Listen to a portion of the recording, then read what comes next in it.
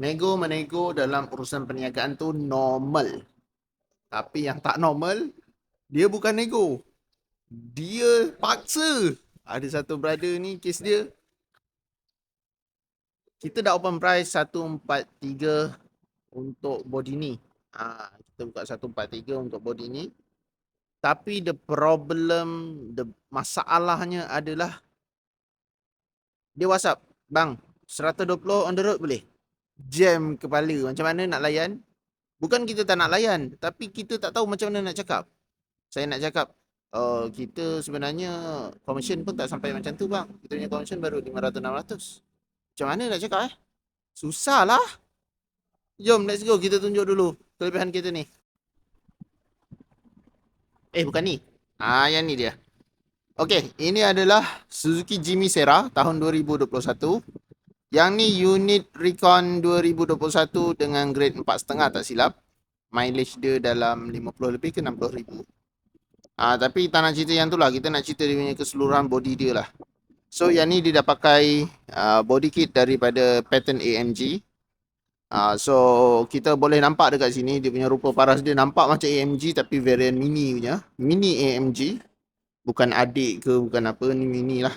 Mini tu dari segi segalanya. Sebabnya kalau G63 AMG 4000cc V8 twin turbo, horsepower dalam 600 lebih, torque dalam 700 ke 800 setengah. Yang ni variant mini, engine inline 4, 1.5, NA, tapi 100 horsepower ada. Dengan body baru 1100 lebih kilo tak silap body ni. Cukup ringan lah sebenarnya. So yang ni bahagian hadapan, lampu hadapan smoke dengan ada ring LED ataupun orang panggil cycle LED. And then grill hadapan overall dia orang dah tukar lah. Ala-ala pattern AMG. Lepas tu front hood dia dah pakai. And then side fender, wheel arch dah tambah. Side step tepi pun dia dah tambah. Ala-ala Mercedes betul. And then kalau original yang ni memang ada yang yang tak. Tapi yang ni dah ada. So complete satu body ada. Lepas tu dia turun dengan ada exhaust pipe. Tailpipe kiri kanan dua-dua. So 4 exhaust. Bunyi dia tak kuat. Pick up dia sedap. Yang ni betul, pick up dia sedap. Sport rim, special custom, Japan, KFW, 18 inci. PCD dia untuk original Jimmy, so memang special. Dia PCD dia tak sama dengan model biasa. Selain itu, kalau nampak lampu belakang, cover tayar belakang, totally ambil daripada design Mercedes untuk G63. Signal tepi dah pasang. Kalau dikira original kat situ je. Tapi side fender pun dia dah ada. And then washer hadapan dah ada. Let's go kita tengok. Yang ni tadi saya cerita pipe tu kan. Untuk tank minyak dia sebelah kanan. Yang ni original Jimmy Sera original. Pemanas cermin dah ada, heater cermin. Okey, interior dalaman dia original dia macam ni. Dia dah sarung kulit. Dia sarung tau, dia bukan balut. Ni sarung kulit. And pada bahagian tengah dah ada aksesori lah, jajan-jajan sikit. Original Panasonic infotainment dia. Yang ni dah ada card holder kat sini. For the interior dia tak banyak usik. More to exterior look.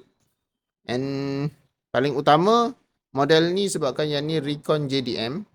So yang ni dia turun dengan push start button, keyless entry, 6 airbag dan juga dia ada line assist dan pre-crash warning. Itu beza dia. Kalau untuk spek Malaysia dia pakai kunci biasa. Dia 2 airbag saja. Safety features apa semua tak ada. Yang ni lengkap, semua ada. Auto cruise pun ada. So boleh nampak dekat sini dia punya kamera hadapan. Bumbung dia original berombak macam ni.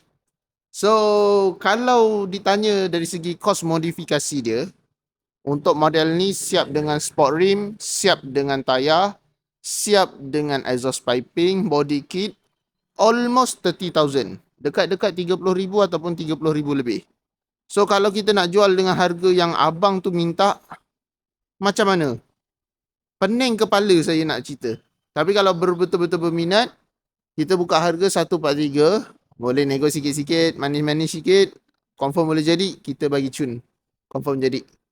So berminat boleh hubungi saya di 0177145604.